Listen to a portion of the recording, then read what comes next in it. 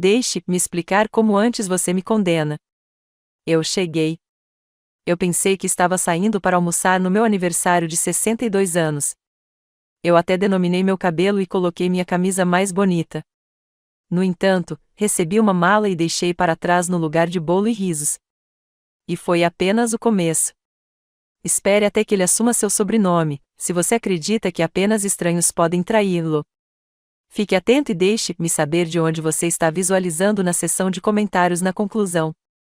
Dizem que o amor de uma mãe é eterno, paciente, perdoador e incondicional. Eu penso que sim. Isso é o que eu experimentei. Apoiei Brandon, meu único filho, através de todas as peças escolares, noite sem dormir e joelho de pele. Senti uma vibração no meu peito enquanto acordei no meu aniversário. Aquele brilho reconfortante de expectativa. 62. Esperançoso ainda sozinho em minha pequena casa de Dayton, Ohio. Brandon não fez muitas ligações recentemente. Disse que, apesar de sua agenda de emprego movimentada e casamento rochoso, ele sem dúvida apareceria hoje. Eu preparei seu prato favorito, panquecas e até organizei 2 pratos. Eu ainda estava sozinho na hora do almoço. Eu não queria espiral, mesmo que meu coração afundasse um pouco. Analisei textos anteriores e verifiquei meu telefone uma dúzia de vezes na tentativa de conectar. A campainha tocou às 14 horas. Brandon estava lá quando eu abri, usando aquele sorriso de menino que ele tinha quando queria algo. Feliz aniversário, mãe, disse ele, segurando uma pequena flor do supermercado. Apesar da dor no meu peito, eu sorri e dei-lhe um forte abraço. Então eu disse: você veio? Claro, ele respondeu, dando-me um tapinha firme. Quando ele ordenou, vestido. Acrescentando, eu fiz reservas de almoço. Eu não questionei nada. Peguei meu casaco, um pequeno bolso e os sapatos que pareciam bons, mas constantemente machucam os dedos dos pés. Não dirigimos em direção à cidade ou a qualquer restaurante, mas eu estava empolgado como uma garota indo para o baile. Chegamos a um local com uma longa estrada cercada por árvores de bordo, cujas folhas haviam mudado para carmesins, ouro e cinzas. Meu intestino torceu enquanto olhava para o cartaz. O Senior Living Facility Philippines. Brandon, o que é isso? Eu perguntei. Ele limpou a garganta. Dizendo: mãe, precisamos conversar. Suas palavras: isso não é mais seguro, continuou. Você mora sozinho e com seus lapsos de memória, continuou ele. Que memória lapsa? Eu perdi minha paciência. Ele continuou a falar. Suas palavras: encontrei um ótimo lugar? Ele tranquilizou: é seguro, confortável. Ele esclareceu, dizendo: você terá pessoas da sua idade, atividades. Eu ri. Essa risada azeda que faz você não querer rir de jeito nenhum. Eu observei: você está brincando. Você me trouxe aqui no meu aniversário? Eu perguntei. Ele saiu do veículo. Ele insistiu: vamos lá. Eu não me moveria. Ele abriu o porta-malas naquele momento. Eu já havia embalado minha mala. Eu congelei quando olhei para ele. Eu disse: você passou pelas minhas coisas? Ele soltou um suspiro. Não torne isso mais difícil do que precisa, disse ele. O tempo parece ter congelado por dentro. O perfume de vegetais exagerados e antisséptico e sorri para a recepção. Ele me deu documentos legais, meu nome, sua assinatura e uma transferência de procuração. Concluído. Na época, eu não chorei. Ainda não. Eu o segui até uma sala com uma pequena janela voltada para uma parede de tijolos, paredes bege e uma cama ajustável. Meu presente de aniversário. Sentei-me na beira da cama com meu casaco ainda está ligado, sentindo a infiltração fria nos meus ossos. Sem bolo, sem velas, apenas silêncio. Horas se passaram. Finalmente abri o buquê. Ele havia murmurado no passeio de carro. As flores pareciam que eu senti. Naquela noite, fiquei acordado, ouvindo o tranquilo farfalhar das enfermeiras, o som distante de uma TV em algum lugar no corredor. O colchão era muito firme. Os lençóis cheiravam a alvejante. Eu reproduzi todas as conversas com Brandon no ano passado, tentando ver os sinais que eu perdi. Pensei em todas as vezes que disse sim quando deveria ter dito não. Os tempos que eu cobri por ele, emprestaram-lhe dinheiro, deram desculpas a outras pessoas. Os momentos em que engoli decepcionei porque o amava. Mas naquela noite, parei de defendê-lo. Algo rachou dentro de mim, algo essencial. Na manhã seguinte, pedi a uma enfermeira meu telefone celular. Ela disse que meu filho cuidou disso, desativou a linha, disse que era muito confuso para mim. Foi então que percebi que não estava aqui para ser cuidado. Eu estava aqui para ser apagado. E se eu não encontrei uma saída, eles teriam sucesso. Mas não sou tão frágil quanto eles pensam. Nem mesmo perto. Parei de comer por 2 dias. Não porque eu estava tentando fazer uma declaração, mas porque simplesmente não conseguia suportar a comida ou a verdade. Há algo em ser tratado como se você não seja mais útil que quebra uma parte de você que nunca cura completamente. Eu tinha criado um filho, construído uma casa, amava ferozmente, e agora eu era apenas um número de quarto e um gráfico de pacientes. As enfermeiras eram gentis, principalmente, mas a bondade pode parecer uma forma de pena quando você está preso. Eles me chamaram de querida Ion como se eu tivesse 10 ou 100. Ninguém perguntou o que eu fiz antes. Ninguém perguntou o que eu amava. Para eles, eu era apenas a mulher velha usando chinelos e esquecendo as coisas. Mesmo se eu não tivesse esquecido nada. Meu colega de quarto, Doris, dormiu o dia todo e roçou a noite toda. Ela não falou muito, mas quando fez, era sobre pessoas que não a visitaram há anos. Ouvi porque conhecia muito bem a dor da ausência. Eu tentei manter minha mente afiada. Eu assisti às notícias na sala comum e fiz as palavras cruzadas que deixaram no corredor. Reli um romance que já li 2 vezes antes. Mas algo dentro de mim estava afundando mais fundo, mais sombrio. Então, no 4º dia, eu conheci Ruby. Ela não deveria trabalhar naquele dia. Uma enfermeira chamou doente Ruby, jovem, com tranças presas sob a tampa e bondade dos olhos, preenchidos. Ela estava verificando meus vitais quando disse: "Você não pertence aqui." Eu olhei para ela, assustada. Ela sorriu. "Não me interpretem mal", disse ela. "Muitas pessoas precisam de ajuda, e tudo bem, mas você não parece perdido", acrescentou. Eu pisquei a picada repentina nos meus olhos. Nós começamos a conversar. Ela perguntou sobre Brandon. Eu disse a ela o que pude sem desmoronar. Ela ouviu. Não apenas assentiu, realmente ouvi. Mais tarde naquele dia, ela voltou com algo na mão. Isso pertencia ao Sr. Henley, um morador que passou na semana passada, ela sussurrou. Nós o encontramos escondido dentro de uma Bíblia, disse ela. Ninguém reivindicou, continuou ela. Era um bilhete de loteria, dobrado, um pouco amarelado e datado 2 semanas antes. Eu ri, seco e quebradiço. E você quer que eu tente minha sorte? Perguntei. Ela piscou. Ei, o mundo lhe deve algo, disse ela. Eu não planejei fazer isso. Não há princípio. Parecia bobo, mas o tédio e o desespero são estranhos bedfellows. Naquela noite, esperei até o corredor ficar quieto. Usei um dos desktops antigos da instalação no lounge e digitei os números. Minha mão congelou. Meus olhos examinaram a página de novo e de novo. US$ 15 milhões. Eu cobri minha boca com as 2 mãos. Eu olhei em volta. Ninguém estava lá. O silêncio que se seguiu foi ensurdecedor. Não foi alegria que me senti. De jeito nenhum. Era medo. Puro, medo elétrico. Se Brandon descobriu, se alguém descobriu. Imprimi a confirmação, dobrei-a pequena e enfiei-a dentro do meu sutiã. No dia seguinte, liguei para Ruby de lado. Eu preciso conversar com alguém em particular, alguém legal, eu disse. Ela não perguntou por quê. Ela apenas assentiu. Ruby conhecia alguém, um advogado voluntário que veio 2 vezes por mês para ajudar os idosos com vontades e coisas do tipo. Esperei com meu coração batendo até ele chegar naquela sexta-feira. Seu nome era Aaron, jovem, afiado e, o mais importante, discreto. Sentamos na pequena sala. Eu deslizei para ele a confirmação da loteria e sussurrei: Você pode me ajudar a desaparecer? Suas sobrancelhas se levantaram, mas ele não se encolheu. Precisamos nos mover rápido, disse ele. As próximas horas foram um borrão.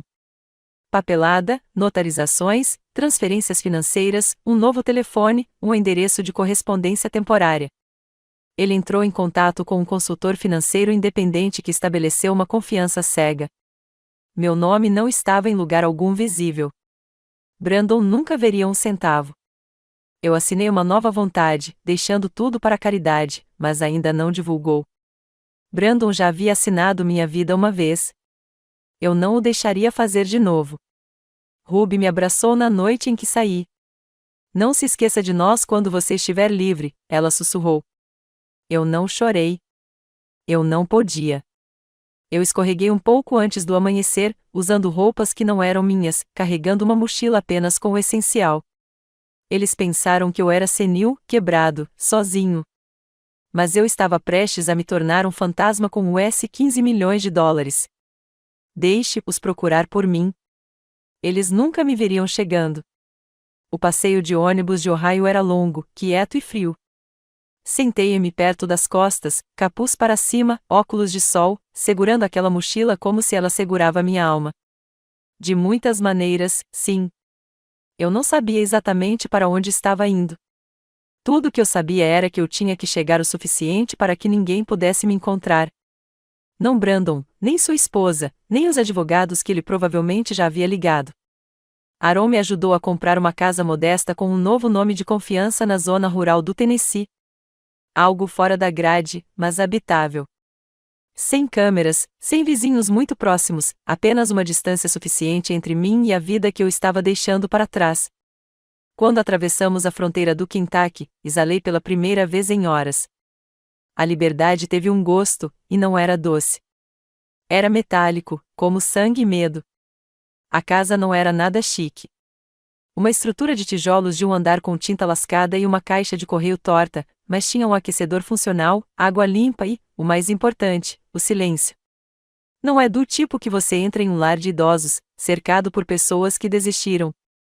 Esse era o tipo de silêncio que deixou você respirar. Nos dias seguintes, eu morava como uma sombra. Eu cozinhei refeições simples, caminhei até a caixa de correio, sentava na varanda embrulhada em uma colcha velha, observando o vento carregar folhas mortas do outro lado do quintal. Eu verifiquei as notícias obsessivamente, meio que esperava que meu nome aparecesse em letras em negrito. Mulher desaparecida ganha US 15 milhões de dólares. Filho reivindica instabilidade mental. Mas não havia nada. Ainda não.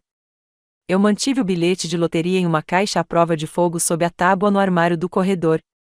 Junto a nova vontade, um telefone do queimador e uma nota endereçada a quem encontrar isso, apenas por precaução. Certa manhã, cerca de uma semana depois que eu saí de Willow Pines, o tranquilo quebrou. Uma batida na porta. Eu congelou.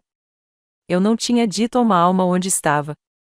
Eu nem tinha um cartão de crédito vinculado ao meu nome.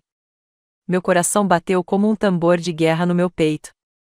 Fui na ponta dos pés para a janela e espiei. Apenas um entregador. Mantimentos. Parte do arranjo que Aaron havia criado. Ainda assim, eu não conseguia abalar a sensação. Naquela tarde, a curiosidade me levou o melhor de mim. Criei um perfil falso do Facebook e procurei por Brandon. Lá estava ele, sorrindo em seu perfil como o mundo não havia desmoronado. Em seu último post, ele escreveu: "Se alguém viu minha mãe, Margaret Taylor, entre em contato comigo ou com a polícia de Dayton. Ela está desaparecida há vários dias", continuou ele. "Estamos preocupados com a segurança dela", acrescentou. Por baixo, centenas de comentários foram investidos. Orações, condolências, pessoas elogiando Brandon por ser um filho tão bom. Eu ri tanto que chorei. Oh, eles não tinham ideia. Nenhum. Mas o que realmente me quebrou não foi o post. Era a foto que ele usou. Não foi recente. Foi de 5 anos atrás. Um dos últimos aniversários que comemoramos juntos. Eu tinha um chapéu de festa brilhante e ele estava com o braço em volta de mim. Nós parecemos felizes. Como é fácil realizar amor em fotos. Naquela noite, eu não conseguia dormir. Sentei-me na sala de estar olhando para a lareira. Meus pensamentos foram em círculos e, quanto mais eu me sentei com eles, mais escuros eles se tornaram. Lembrei-me toda vez que dava dinheiro de Brandon, todo empréstimo, toda mentira. Lembrei-me de como ele me levou, sutilmente, mas o suficiente. Ele diria coisas como: "Você me disse isso, quando eu não tinha." Ou "Você está esquecendo cada vez mais hoje em dia." Eu pensei que estava envelhecendo mal. Eu pensei que era minha culpa. Não foi. Ele queria que eu duvidasse de mim mesmo. Então, quando ele assumiu o controle da minha vida, eu não resistiria. Bem, eu terminei de ser controlado. Na manhã seguinte, liguei para Aaron de um número de queimador. "Eu preciso que você atualize minha vontade novamente", eu disse. Ele não perguntou por quê. "O que muda?", ele perguntou. "Eu quero deixar bem claro", eu disse. "Brandon Taylor não recebe absolutamente nada", afirmei. "Não é $1, nem uma lembrança, nem uma memória", acrescentei. "Feito", disse ele. "Você está seguro agora, Margarete?", ele garantiu. Mas eu não estava. Ainda não, porque no fundo eu sabia que algo estava chegando e precisava estar pronto para isso. Começou com uma carta, envelope simples, nenhum endereço de retorno, escondido entre as contas de serviços públicos e lixo eletrônico. Eu não teria notado isso se não fosse pelo papel, mais pesado que o normal, caro. Meu estômago virou o segundo em que toquei. No interior, havia uma única folha, uma fotocópia, minha assinatura ou o que parecia. Abaixo dele, 2 outros, um do meu falecido marido, Richard, e outro de Brandon. Era um documento de empréstimo datado de 12 anos atrás, um empréstimo pessoal de $50 mil tomado em Richard e nos meus nomes. O logotipo do banco era real. O mesmo aconteceu com o selo de notário, mas eu nunca assinei esse papel. Nunca. Sentei-me no sofá gasto, a letra tremendo em minhas mãos. O documento tinha minha caligrafia até o loop no G de Margarete, mas algo sobre isso estava fora, muito limpo, praticado demais.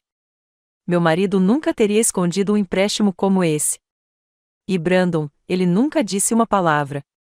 Peguei a caixa à prova de fogo, recuperei a pasta de arquivos mais antiga que Aaron me ajudou a compilar, uma coleção de documentos financeiros passados que salvamos antes de sair. Lá dentro, encontrei mais 3 formas, todas com minha assinatura forjada. Uma realização fria deslizou através de mim. Brandon estava roubando de mim e Richard há anos. Ele explicou a estranha tensão em nossos últimos anos juntos. A maneira como Richard evitou certos tópicos financeiros. Como de repente tivemos menos. Como Brandon sempre parecia precisar de dinheiro para uma emergência, mas dirigia um carro mais novo todos os anos. Os argumentos tranquilos à noite que eu pensei que eram sobre trabalho. Os planos de férias cancelados. Os maus investimentos. Eu culpava o envelhecimento, o mercado, uma virada geral de sorte. Mas era Brandon. O tempo todo. Eu não chorei. Não desta vez. Em vez disso, abri meu laptop e comecei a cavar mais fundo. Nos 3 dias seguintes, juntei tudo. Brandon falsificou vários documentos de empréstimo usando o número do seguro social e o meu. Os valores variaram. Alguns foram pagos, outros foram silenciosamente enrolados em cobranças de dívidas. Richard deve ter coberto a maior parte antes de morrer, levando a vergonha com ele. Mas uma conta, ainda ativa, mostrou um saldo de balão de mais de $120 mil, e ela havia inadimplente sob meu nome apenas 3 meses antes de eu ser lançado em Philippines. Sentei-me na escuridão daquela pequena sala de estar do Tennessee. Tela brilhando na minha frente, as mãos apertadas tão apertadas minhas juntas doíam. Isso não foi apenas traição. Isso foi roubo, fraude, criminoso. Entrei em contato com Aaron novamente. "Eu tenho novas informações", eu disse a ele. "Documentos forjados, empréstimos", eu disse. "Brandon fez isso", acrescentei. "Eu acredito em você", ele disse calmamente. "Você quer apresentar queixa?", ele perguntou. "Ainda não", respondi. Eu não era um T pronto. Não porque eu tive cumprimentos. Não, esses se foram. Eu não estava pronto porque queria que ele sentisse o medo primeiro, o silêncio, o que não sabe. Eu queria que ele se perguntasse se eu sabia. Porque a verdade era que eu não estava mais escondendo. Eu estava caçando. Comecei a reunir todos os documentos que pude. Cada conta ligada ao meu nome, todos os e-mails antigos, todos os avisos financeiros Brandon enviados uma vez em meu nome. Até entrei em contato com o antigo banco que usamos e solicitamos registro sob um pretexto legal que Aaron me ajudou a redigir. Peça por peça, o quebra-cabeça se formou e o que revelou fazer meu sangue ficar frio. Brandon havia tomado um empréstimo de interesse alto contra o pequeno negócio que eu cofundei com Richard nos anos 80, o empreendimento de catering que corremos de nossa garagem naqueles primeiros anos. Ele usou essa LLC, ainda tecnicamente ativa, para garantir uma linha de crédito de US$ 200 mil. Ele assinou com o nome de Richard 2 anos depois que Richard morreu. Isso não foi apenas uma falha moral. Isso foi fraude federal. Eu salvei tudo em uma pasta criptografada, bacupei e imprimi uma cópia para armazenar na caixa embaixo das tábuas do piso. Eu não tinha certeza de quanto tempo tive, porque se Brandon estivesse tão desesperado quanto eu suspeitava, e se ele tivesse a menor pista que eu havia desaparecido com milhões, ele estaria vindo para mim em breve. Você já olhou para alguém que amou a vida inteira e percebeu que nunca os conhecia? É assim que parecia. Percorrendo as páginas de documentos que amarraram meu filho a uma trilha de engano por tanto tempo e emaranhada, fez meu estômago agitar. O homem que uma vez balancei para dormir em meus braços havia crescido em um estranho. E não apenas qualquer estranho, perigoso. Até agora, eu havia confirmado tudo. Brandon forjou minha assinatura, mentiu para bancos, manipulou meu falecido marido a cobertura para ele, o pior de tudo, ele havia feito tudo por trás da máscara de um filho dedicado.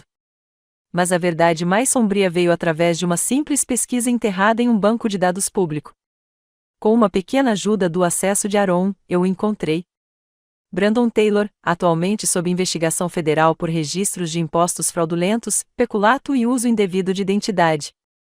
Uso indevido de identidade. Aquele bateu mais. Eu cliquei no arquivo da caixa, tremendo. Os detalhes foram principalmente redigidos, mas as acusações foram claras. Brandon estava criando identidades falsas, inflando renda, falsificando deduções e enviando retornos ao dinheiro do sifão por meio de reembolsos. Algumas dessas identidades foram falecidas, outras eram idosas, outras eram pessoas reais, inclusive eu. O IRS sinalizou vários retornos apresentados em meu nome nos últimos 3 anos. Eu não fazia ideia. Eu olhei para a tela, minha mente em uma espiral. Ele planejava pegar meu dinheiro desde o início? Foi por isso que ele foi tão rápido em me empurrar para uma instalação e desligou meu telefone? Não era preocupante. Era contenção. Ele queria me manter em silêncio, desorientado e fora do caminho. Eu empurrei para trás da mesa, andando pela sala estreita, uma mão no meu peito para acalmar os tremores. Meu próprio filho havia armado minha identidade, usou meu nome como uma ferramenta para seus esquemas e, quando o calor caiu, ele planejava me afastar como uma ponta solta em uma história confusa. Só agora, eu não era apenas um final solto. Eu era eu quem segurava o fio. Eu não liguei para a polícia. Ainda não. Em vez disso, comecei a documentar tudo. Cada mentira, todo empréstimo, toda linha forjada em um pedaço de papel. Eu os imprimi, os arquivei em pastas de Manila, rotulei com datas. Comecei a gravar notas de áudio, não porque estava com medo de esquecer, mas porque queria que minha voz fosse a última na sala se algo acontecesse comigo. Então eu fiz uma escolha.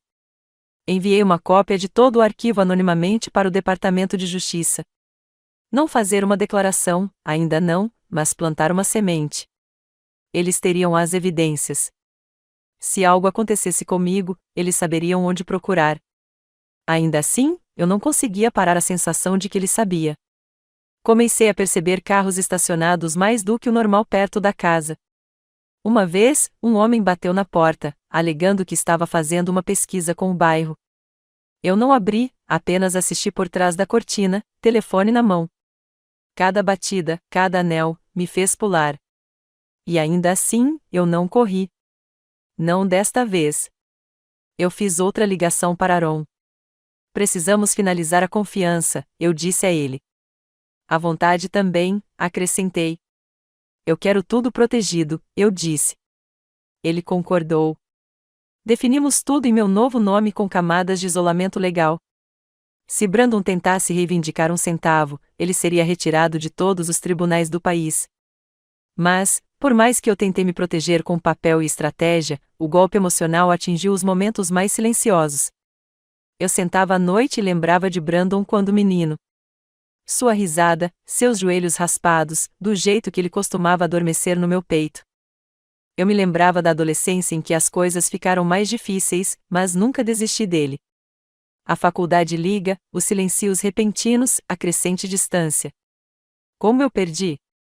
Há quanto tempo ele se afasta enquanto eu continuava segurando? Talvez esse seja o pior tipo de traição, aquele que você assiste se desenrolar em câmera lenta, vai esperando que seja outra coisa. Mas agora eu sabia, e não o deixaria reescrever o fim da minha história, porque pela primeira vez na minha vida, segurei a caneta. A carta veio em um envelope branco simples, sem endereço de retorno. Mas no momento em que vi a caligrafia, eu sabia. Brandon sempre escrito em golpes nítidos e inclinados, como se até sua caneta mal pudesse esperar para terminar o que ele estava fazendo. Dentro havia uma única frase. Eu sei o que você fez, e isso não acabou, dizia. Eu li 2 vezes, 3 vezes. Então eu ri, não por diversão, mas porque era o tipo exato de arrogância que eu esperava dele. Não, eu sinto sua falta. Não, onde você está. Apenas um aviso ou uma ameaça. Dobrei a letra ordenadamente e a deslizei na minha pasta crescente de evidências. Até agora, eu já tinha ido quase 3 semanas. Brandon lançou o que parecia uma campanha pública de preocupação, implorando por informações, dando entrevistas às estações de notícias locais, desempenhando o papel de filho de coração partido, procurando sua mãe confusa e vulnerável. Teria sido cômico se não fosse tão arrepiante. E então, assim como eu temia, ele fez sua jogada. Chegou uma carta do Tribunal do Condado em Dayton, oficial, certificado. Eu assinei com as mãos trêmulas e sentei-me para abri-lo na mesa da cozinha. Ele havia apresentado uma petição para me declarar incapacitado mentalmente. Eu não conseguia respirar. O documento incluiu declarações de 2 pessoas alegando que eu mostrou um comportamento irregular e confuso no ano passado. Um era um ex-vizinho, o outro seu antigo amigo da faculdade, alguém que eu mal conhecia. O advogado de Brandon também enviou clipes de áudio. Trechos de correios de voz antigos que eu deixei quando estava angustiado, solitário ou simplesmente desabafando. Picado e editado. Eles me fizeram parecer mal, instável. Ele até anexou uma carta de um psiquiatra, que eu nunca conhecia, reivindicando preocupação com meu comportamento desaparecido e paranoico. Eles queriam que o tribunal congelasse minhas contas, para assumir o controle da confiança, para me arrastar de volta. Eu senti como se o ar tivesse sido um soco nos meus pulmões. Aaron veio na mesma noite. Ele leu tudo, sua expressão ilegível. Temos trabalho a fazer, ele finalmente disse. Mas Margarete, você precisa ficar calmo, ele aconselhou. Você precisa permanecer afiado, acrescentou. Eles estão contando em pânico, ele alertou.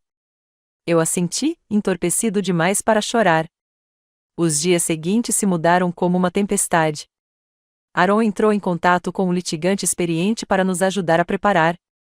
Reunimos documentos, chamadas de vídeo, registros financeiros e até um diário de dados para provar que eu tinha uma mente sólida todos os dias desde que saí. Agendamos uma avaliação psiquiátrica independente. O médico, uma mulher gentil chamada Dr. Lavigne, veio à casa e passou 3 horas comigo. Ela perguntou sobre minha infância, meu falecido marido, Brandon. Eu disse a ela tudo. Ela não tem pena de mim? Ela ouviu. Ela fez perguntas reais. E quando ela saiu, ela tocou minha mão e disse: Você é a pessoa mais lúcida que eu já vi esta semana. Parecia o primeiro fôlego que tirei em dias. Ainda assim, a pressão montada. Notícias da audiência vazaram. A internet, que simpatizou brevemente com a saga Mother de Brandon, começou a mudar. Surgiram perguntas. Por que não entrei em contato com alguém? Eu era instável? Alguém mais estava puxando as cordas? A mídia adora um mistério, e Brandon sabia como alimentá-los. Mas eu não tinha mais medo, porque agora tinha mais do que apenas prova. Eu tinha propósito. No silêncio da minha pequena casa, comecei a preparar uma declaração de vídeo. Ainda não o publiquei, mas queria estar pronto para o caso de eles me silenciarem. Olhei para a câmera e disse: meu nome é Margaret Taylor. Sou de boa mente e fui traído pela pessoa em que mais confiei, continuei. Eu não chorei. Eu não gritei. Acabei de dizer a verdade porque sabia o que estava por vir. E desta vez, eu não seria o único em julgamento. O tribunal de Dayton não mudou desde a última vez que eu já passei por ele anos atrás. Quando paguei uma multa de estacionamento e fiquei em uma sala cheia de pessoas esperando esquecer seus erros. Naquela época, eu era esposa, mãe, alguém que acreditava em dar às pessoas segundas chances. Agora eu era o acusado. Aaron me aconselhou a me vestir simples, mas forte. Algo que dizia: não estou aqui para implorar. Estou aqui para ser ouvido. Eu usava um casaco azul marinho com botões de prata, o relógio antigo do meu marido e um par de saltos sensíveis que clicavam desafiadoramente a cada passo pelos salões do tribunal. Brandon já estava sentado na frente do tribunal quando cheguei. Ele ficou quando eu entrei, como uma performance perfeita. Uma máscara de preocupação envolvia seu rosto. Ele até ofereceu um sorriso, do tipo que os estranhos interpretariam como calor, mas eu o vi pelo que era. Ele estava aqui para me enterrar. O juiz, um homem mais velho com olhos cansados, apresentou o caso na questão da competência mental de Margaret Taylor. As palavras pendiam no ar como fumaça. O advogado de Brandon foi primeiro. Um homem alto com uma voz polida e muita confiança. Ele deitou como um roteiro. Margaret desapareceu. Margaret estava se comportando erraticamente. Margaret estava sendo manipulada. Margaret era um perigo para si e suas finanças. Ele apresentou a carta do psiquiatra, a do médico que eu nunca conhecia, e apresentava esses clipes de áudio. Eu me lembrava da adolescência em que as coisas ficaram mais difíceis, mas nunca desisti dele. A faculdade liga, os silencios repentinos, a crescente distância. Como eu perdi? Há quanto tempo ele se afasta enquanto eu continuava segurando? Talvez esse seja o pior tipo de traição, aquele que você assiste se desenrolar em câmera lenta, vez esperando que seja outra coisa. Mas agora eu sabia, e não o deixaria reescrever o fim da minha história, porque pela primeira vez na minha vida, segurei a caneta. A carta veio em um envelope branco simples, sem endereço de retorno. Mas no momento em que vi a caligrafia, eu sabia. Brandon sempre escrito em golpes nítidos e inclinados, como se até sua caneta mal pudesse esperar para terminar o que ele estava fazendo. Dentro havia uma única frase. Eu sei o que você fez, e isso não acabou, dizia. Eu li 2 vezes, 3 vezes. Então eu ri, não por diversão, mas porque era o tipo exato de arrogância que eu esperava dele. Não, eu sinto sua falta. Não, onde você está. Apenas um aviso ou uma ameaça. Dobrei a letra ordenadamente e a deslizei na minha pasta crescente de evidências. Até agora, eu já tinha ido quase 3 semanas. Brandon lançou o que parecia uma campanha pública de preocupação, implorando por informações, dando entrevistas às estações de notícias locais. Eu assisti os ombros do advogado tensos. O rosto de Brandon se contraiu. Então eu continuei. Eu tenho aqui, eu disse, levantando uma segunda pasta. Um registro de cada telefonema que fiz na semana antes de sair, expliquei. Recebimentos para transferência de fundos para uma confiança legal, acrescentei. Registros médicos, limpos, observei. E uma declaração assinada do advogado que me ajudou a sair da instalação, afirmando que eu era lúcido, lógico e no controle total das minhas decisões, concluí. Eu parei. E eu também tenho outra coisa, eu disse. Mas não vou apresentar isso hoje, acrescentei. A menos que eu precise, avisei. Não mostrei o arquivo, aquele com todas as assinaturas fraudulentas, todo empréstimo roubado, todo documento tributário manipulado. Brandon já tocou. Esse foi o meu as. Em vez disso, me virei para o juiz. Ele me colocou em uma instalação sem meu consentimento, eu disse. Pegou meu telefone, tirou minha liberdade e agora ele quer pegar o pouco que resta, continuei. minha voz, minha independência, minha dignidade, listei. Não deixe-o, eu implorei. O tribunal ainda estava. Aaron sentou-se ao meu lado, silencioso, mas estável. Seus olhos encontraram os meus, orgulhosos, mas não surpresos. O juiz se inclinou para trás, o polegar batendo no arquivo. Preciso de tempo para revisar todos os documentos e avaliação médica, disse ele. O tribunal se reconveria em 2 semanas, anunciou. 2 semanas. Brandon se virou para mim quando a sessão terminou. Ele tentou chamar minha atenção, mas eu não lhe dei a satisfação. Ele deixou o tribunal com punhos cerrados e um jal com força. Sua máscara estava quebrando. E eu saí com a cabeça erguida. A guerra não acabou. Mas pela primeira vez, eu sabia que poderia ganhar. 2 semanas. Isso é quanto tempo o juiz nos deu.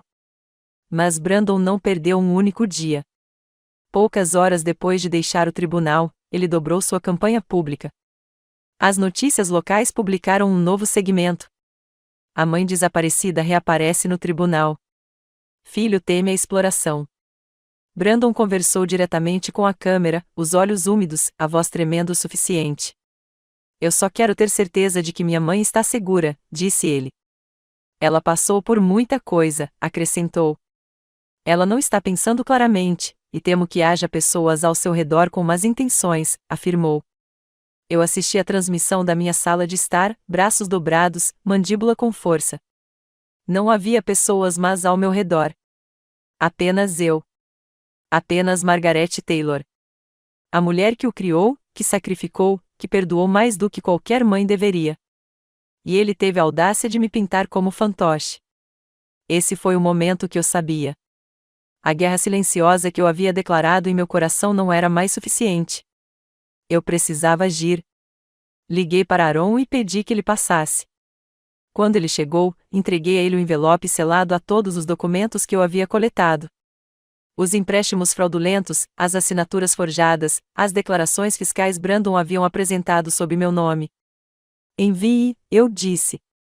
Não para o tribunal, para o Departamento de Justiça, anonimamente, eu instruí. Ele abriu o envelope, passou pelas páginas e assentiu. Isso chamará a atenção deles, disse ele. Estou contando com isso, respondi.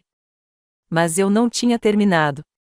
Naquela noite, usando um dos meus novos pseudônimos e uma conta online nova, fiz uma doação considerável. US$ 5 milhões para uma organização sem fins lucrativos nacional que protege indivíduos idosos de abuso financeiro.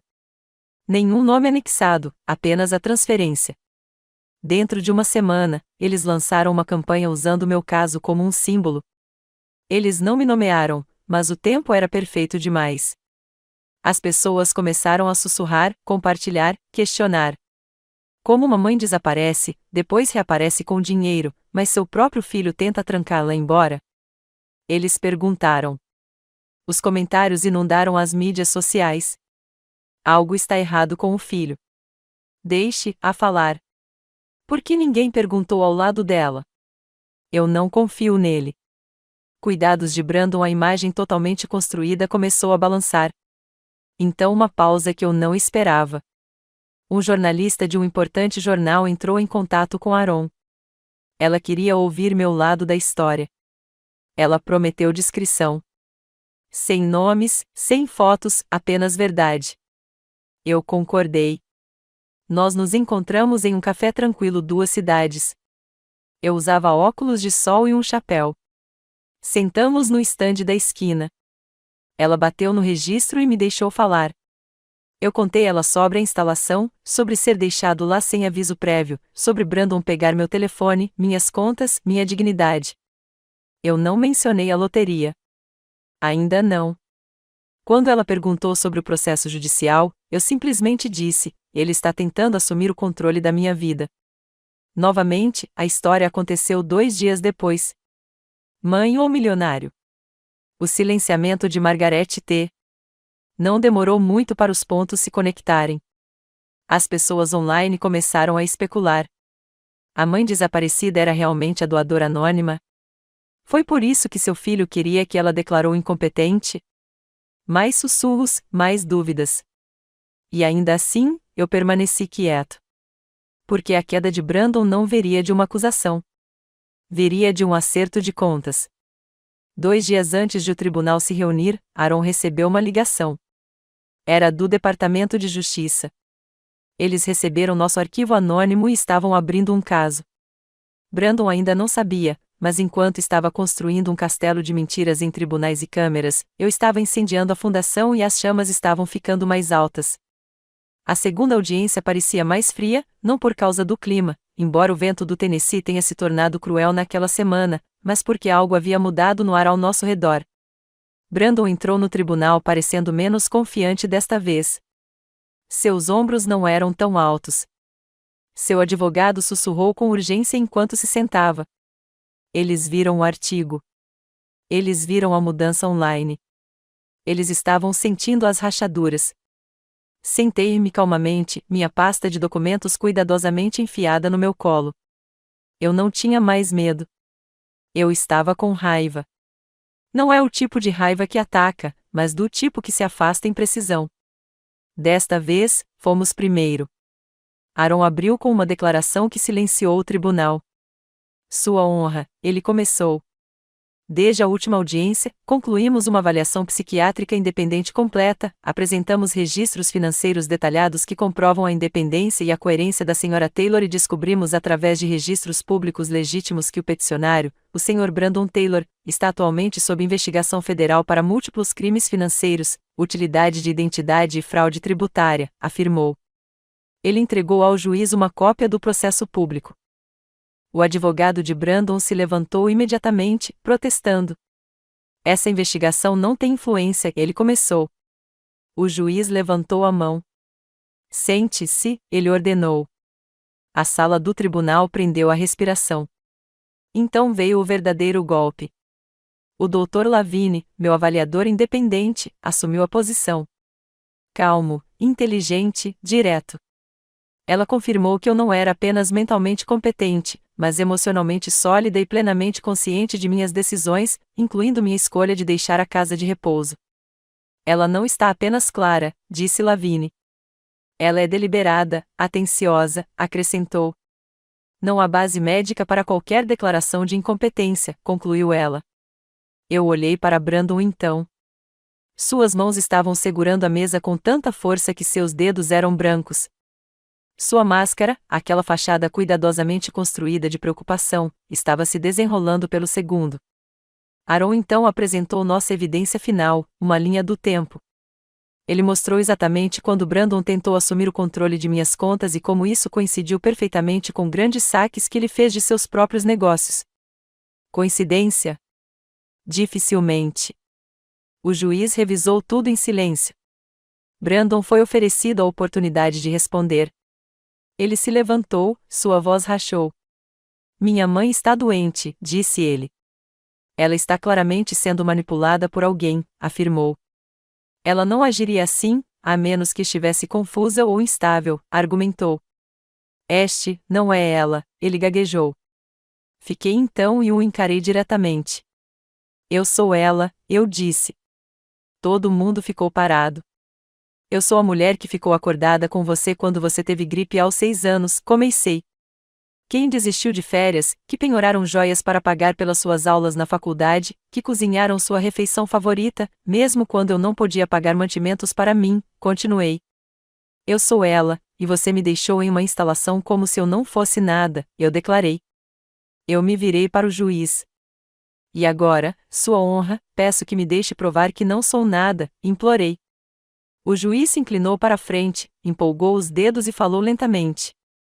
Sra. Taylor, com base nas evidências esmagadoras fornecidas, em sua avaliação psiquiátrica e nas inconsistências nas reivindicações do peticionário, estou descartando este caso, disse ele.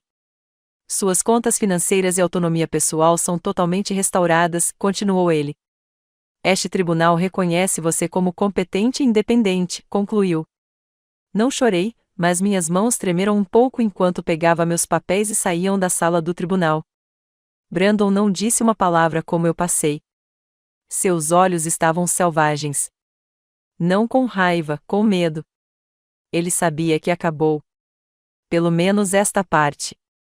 Mas o que ele não sabia era que, enquanto passava semanas tentando provar que eu era instável, eu estava construindo algo muito mais poderoso do que uma defesa. Um legado. E eu ainda não tinha terminado. O telefonema veio logo após a meia-noite. A voz de Aaron estava tensa, mas estável. Aconteceu, disse ele. O DOJ abriu um processo formal, continuou ele. O nome de Brandon está no documento, acrescentou. Eu não falei. Eu apenas sentei lá no escuro, olhando para o vento mudando as árvores além da minha janela. Uma parte de mim estava esperando por esse momento. Mas agora que chegou, não parecia vitorioso. Parecia inevitável. Na manhã seguinte, o mundo alcançou. A mídia invadiu primeiro. Brandon Taylor, filho de um caso de abuso de idosos recentemente destacado, sob investigação federal. Meu nome não foi mencionado, não diretamente, mas os pontos estavam muito próximos para não se conectar. As pessoas se lembraram da mãe desaparecida, da batalha judicial, do doador anônimo, a mulher frágil que desapareceu, mas ficou forte no tribunal semanas depois. Agora, o filho perfeito estava se desenrolando, e eles queriam ouvir de mim. Fiquei quieto por 2 dias, desliguei a TV, ignorei o telefone. Eu me preparei para o café da manhã, assisti os pássaros berrarem no quintal de gelo, sentei-me com uma caneta na mão e escrevi cartas que nunca pretendia enviar. Mas o silêncio não era justiça. Estava na hora. Entrei em contato com Sarah, o jornalista que me conheceu em segredo semanas antes. Eu disse a ela que estava pronta para falar, desta vez na câmera. Sem aliases, não há mais sombras. Agendamos a entrevista para a sexta-feira seguinte. Notícias nacionais, recurso completo. Ela perguntou se eu tinha certeza. Nunca tive mais certeza, eu disse. No dia da entrevista, eu me vesti simplesmente. Camisola cinza, pequenos brincos prateados, sem maquiagem, sem estilista, apenas verdade. Sentamos um ao outro em um estúdio tranquilo, as luzes macias e quentes. Sarah se inclinou para a frente. Margarete, o mundo conhece as manchetes, disse ela. Eles leram sobre Brandon, sobre o caso, continuou ela. Mas o que? O advogado de Brandon se levantou imediatamente, protestando. Essa investigação não tem influência, ele começou. O juiz levantou a mão. Sente-se, ele ordenou. A sala do tribunal prendeu a respiração. Então veio o verdadeiro golpe. O Dr. Lavigne, meu avaliador independente, assumiu a posição. Calmo, inteligente, direto. Ela confirmou que eu não era apenas mentalmente competente, mas emocionalmente sólida e plenamente consciente de minhas decisões, incluindo minha escolha de deixar a casa de repouso. Ela não está apenas clara, disse Lavigne. Ela é deliberada, atenciosa, acrescentou. Não há base médica para qualquer declaração de incompetência, concluiu ela. Eu olhei para Brandon então. Suas mãos estavam segurando a mesa com tanta força que seus dedos eram brancos. Sua máscara, aquela fachada cuidadosamente construída de preocupação, estava se desenrolando pelo segundo. Aaron então apresentou nossa evidência final, uma linha do tempo. Ele mostrou exatamente quando Brandon tentou assumir o controle de minhas contas e como isso coincidiu perfeitamente com grandes saques que ele fez de seus próprios negócios. Coincidência? Dificilmente. O juiz revisou tudo em silêncio. Brandon foi oferecido ao Fiz planos para lançar uma fundação, que protegia os anciãos de abuso legal e financeiro. Não apenas em nome, mas com apoio jurídico real, financiamento real, defesa real. Eu nomeei como Projeto Margarete, porque se eles usariam meu nome para me despir de dignidade, eu usaria para devolver a dignidade. Ainda assim, a dor permaneceu.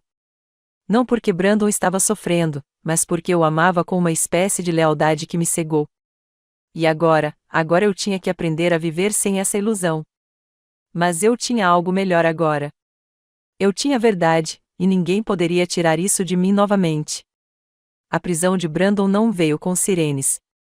Veio com manchetes. Brandon Taylor indiciou várias contagens de fraude eletrônica, roubo de identidade e sonegação de impostos. Eu li as notícias em uma manhã tranquila com meu chá na mão e meu gato se curvou ao meu lado.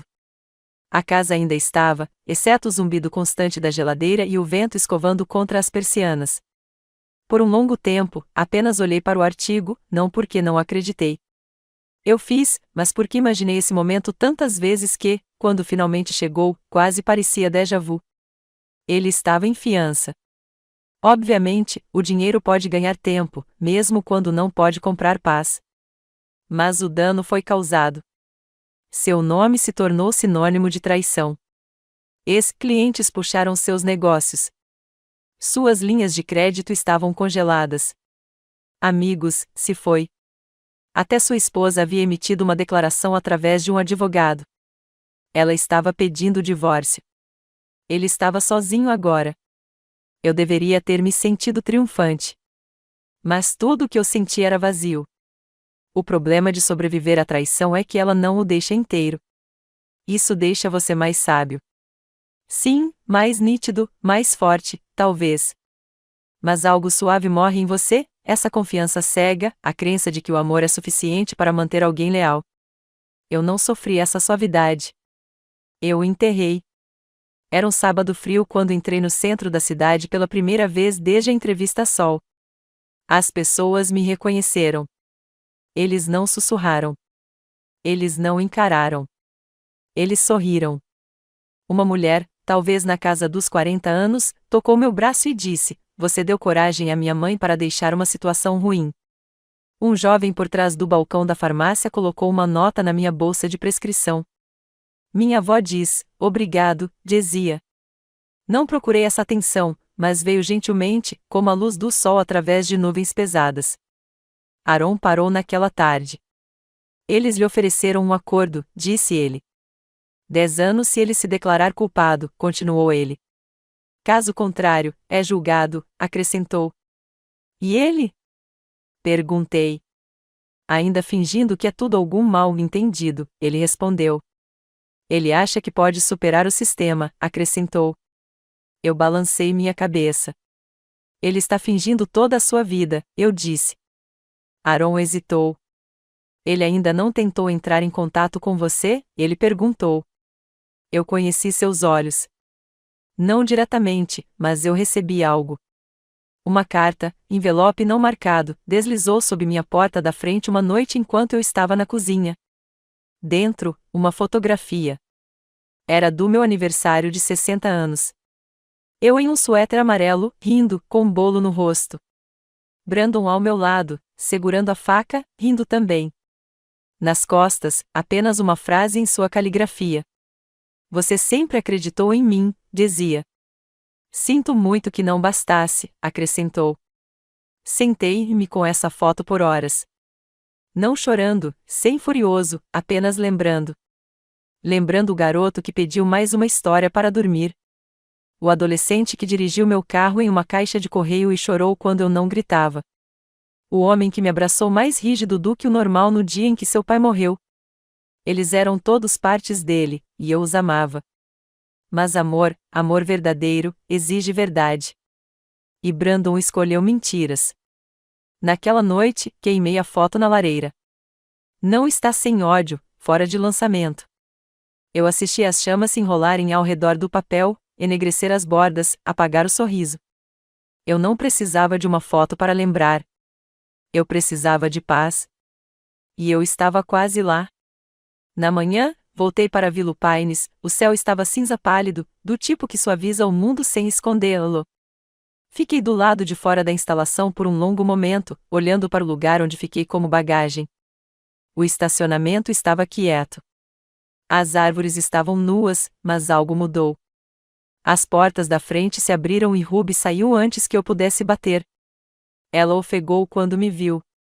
Oh meu Deus, Margarete, ela exclamou. Eu sorri. Sou eu disse. Nós nos abraçamos, não educadamente, não brevemente, mas como duas pessoas que haviam sobrevivido a algo.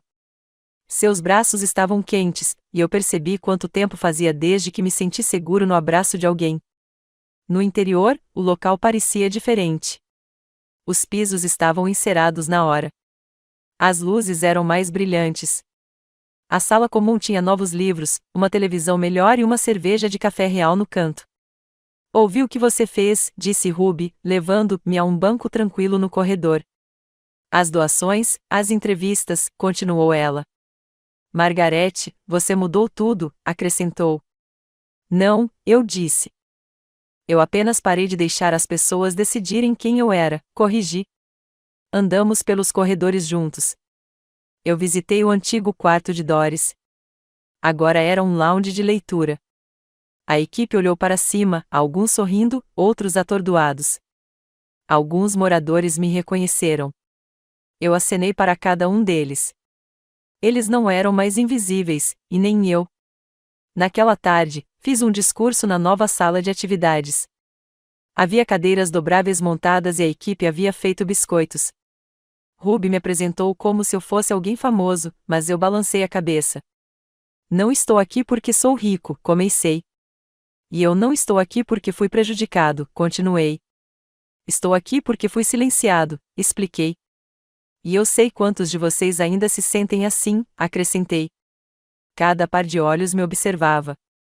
Alguns ponderam com lágrimas. Quero lhe dizer algo que eu gostaria que alguém tivesse me dito há muito tempo, eu disse.